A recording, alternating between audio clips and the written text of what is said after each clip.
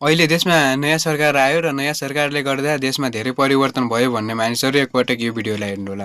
हो, नयाँ सरकारले गर्दा देशमा धेरै कुराहरू परिवर्तन भएको छ।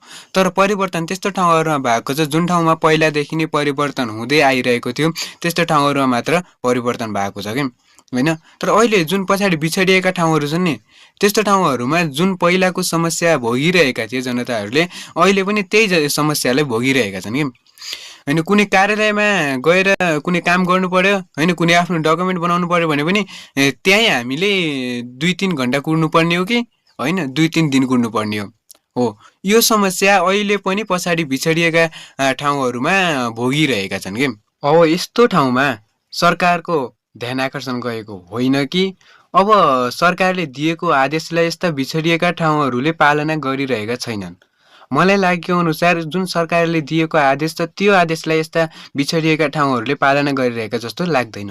त्यही भएर यस्तो ठाउँहरूमा प्रत्यक्ष रूपमा सरकारको ध्यान आकर्षण जाओस् भन्न चाहन्छु र यो समस्यालाई छिटोभन्दा छिटो हल गर्न सरकारलाई आग्रह गर्न चाहन्छु र यो भिडियोलाई अब सक्दो सेयर गर्नुहोला भन्न चाहन्छु।